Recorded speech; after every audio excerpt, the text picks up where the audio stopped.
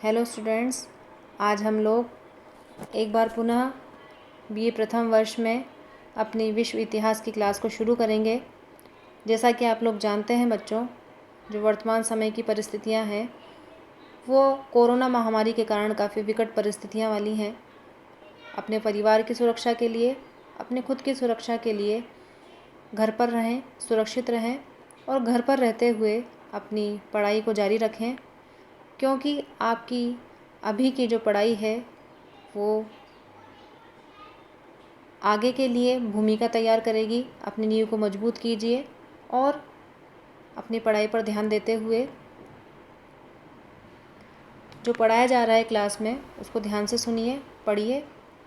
आज हम लोग पढ़ेंगे विश्व इतिहास में आर्थिक मंदी के बारे में।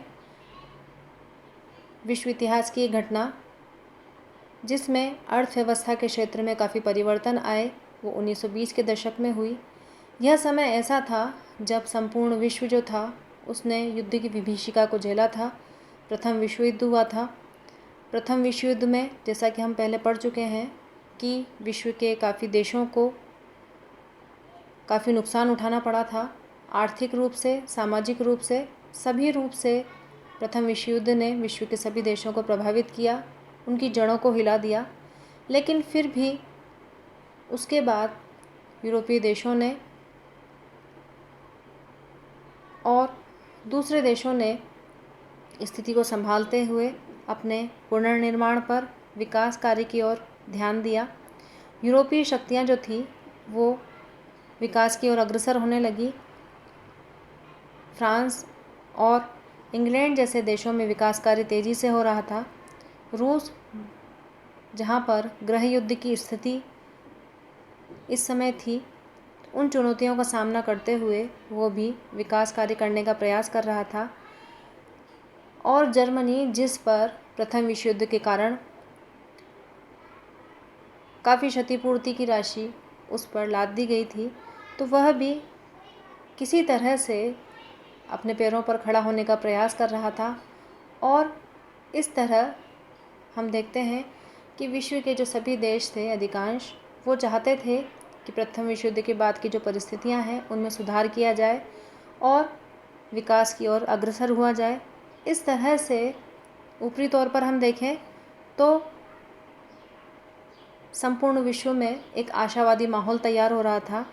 लेकिन यदि हम दूसरा पक्ष देखें बच्चों, तो अर्थशास्त्रियों के अनुसार जब विश्व स्तर पर इतने बड़े युद्ध लड़े जाते हैं तो उसके जो परिणाम हैं, उसके जो दुष्परिणाम हैं, वो काफ़ी लंबे समय तक बाद भी दिखाई देते हैं।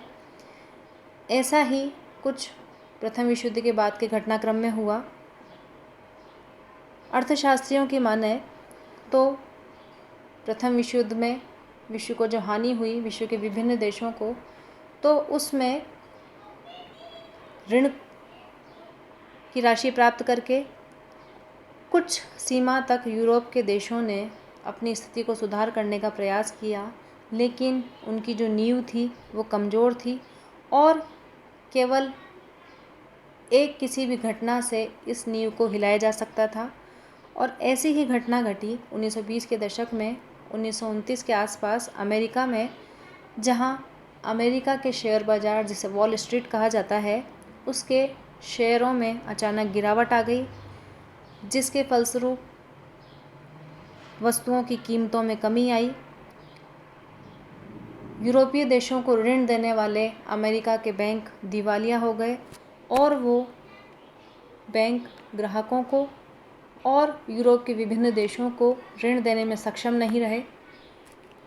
ऐसी स्थिति में 1929-1930 के वर्षों में संपूर्ण विश्व को आर्थिक मंदी का सामना करना पड़ा। अर्थव्यवस्था में अचानक से गिरावट आ गई। यह स्थिति ऐसी थी कि जब विश्व के जो बाज़ार थे, विश्व के विभिन्न देशों के, उनमें माल से गोदाम भरे हुए थे, लेकिन लोगों के पास पैसा नहीं था कि वो उन सामान को खरीद सके। कनाडा और ब्राज़ील देशों में, जहाँ पर धान और कहवा की जो पैदावार थी वो तैयार थी, लेकिन उनका कोई ख़रीदार नहीं था, तो उन्होंने मजबूरीवश उसको जलाया। इस तरह के माहौल में 1929 में आर्थिक मंदी का प्रारंभ हुआ। अमेरिका में शेयर बाजार की घटना से यह घटना प्रारंभ हुई। 1931 तक विश्व स्तर पर इसका प्रभाव चरम सीमा तक था, जो 1934 के वर्षों तक लगभग बना रहा। अब आपके दिमाग में ये बात आनी चाहिए कि आखिर ऐसे क्या कारण थे कि इसके फलस्वरूप अमेरिकी शेयर बाज़ार में गिरावट आई, इस तरह की परिस्थितियां तैयार हुई, और ऐसे कौन कौन से कारण थे जिसके कारण विश्व को आर्थिक मंदी का सामना करना पड़ा। तो सबसे मुख्य जो कारण है वो है बच्चों प्रथम विश्व युद्ध का प्रभाव। यदि हम अर्थशास्त्रियों की दृष्टि से देखें तो वो मानते हैं कि जब भी विश्व स्तर पर कोई भी युद्ध लड़े जाते हैं, जैसे कि विश्व को प्रथम विश्व युद्ध का सामना करना पड़ा 1914 से 1919 के दौरान, तो उस दौरान प्रत्येक देश को आर्थिक मंदी का सामना करना पड़ता है।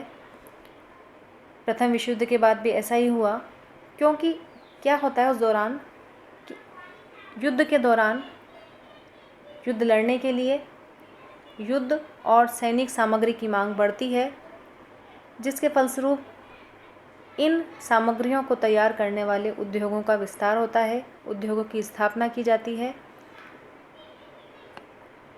युद्ध में शामिल होने के लिए कई लोग सेना में भर्ती हो जाते हैं, जिससे क्या होता है कि श्रम दर में वृद्धि होती है, रोजगार उपलब्ध होता है, व्यापार में मुनाफा होता है उद्योगों के स्थापित होने से। लेकिन यह स्थिति तब तक होती है बच्चों जब तक युद्ध चल रहा है। उसके बाद क्या होता है कि जैसे जैसे युद्ध समाप्त होने लगता है, युद्ध सामग्री की मांग कम होने लगती है, सैनिक सामग्री की मांग कम होने लगती है, जिसके फलस्वरूप उद्योगों की स्थिति धीरे धीरे कमज़ोर होने लगती है, और जिसके कारण मांग कम होने लगती है और उद्योगों में आर्थिक स्तर पर मंदी की स्थिति आ जाती है। प्रथम विश्व युद्ध के बाद भी यह स्थिति उत्पन्न हुई और इसका प्रभाव धीरे धीरे व्यापक होने लगा, और इसने विश्व के समस्त यूरोपीय देशों को प्रभावित किया। दूसरा कारण है क्षतिपूर्ति और युद्ध ऋण की स्थिति। आर्थिक मंदी का जो सीधा संबंध था वो क्षतिपूर्ति और युद्ध में लिए गए ऋण से था। क्षतिपूर्ति की राशि की हम बात करें तो विश्व के जो मित्र राष्ट्र थे और अधिकांश जो यूरोपीय राष्ट्र थे, उन्होंने जर्मनी को इस युद्ध का मुख्य आरोपी बनाते हुए जर्मनी पर क्षतिपूर्ति के रूप में लगभग 33 अरब डॉलर की राशि क्षतिपूर्ति के रूप में अदा करने को कहा, और उससे ये भी कहा कि लगभग 5 अरब डॉलर की राशि उसको एडवांस में देनी होगी या अग्रिम रूप में देनी होगी।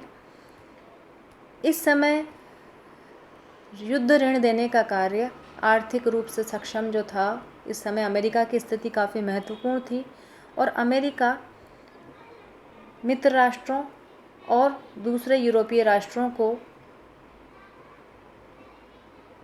युद्ध ऋण उपलब्ध करवाता था।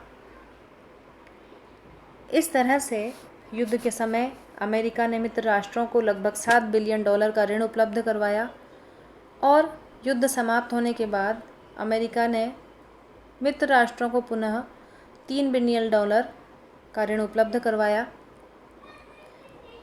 लेकिन स्थिति क्या थी कि मित्र राष्ट्रों ने युद्ध के समय और युद्ध समाप्त होने के बाद अपने देशों के पुनर्निर्माण के लिए ऋण तो लिया, और इस राशि का भुगतान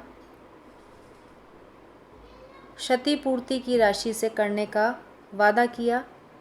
लेकिन जर्मनी की जो स्थिति थी, कमज़ोर स्थिति थी, वो इस बात में सक्षम नहीं था कि वो इतनी बड़ी जो क्षतिपूर्ति की राशि थी उसको एकदम से अदा कर सके।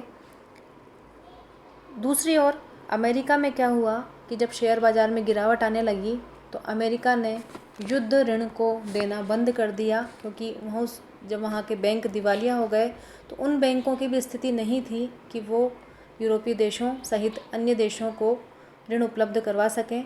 ऐसी स्थिति में जो यूरोपीय देश अपने देशों के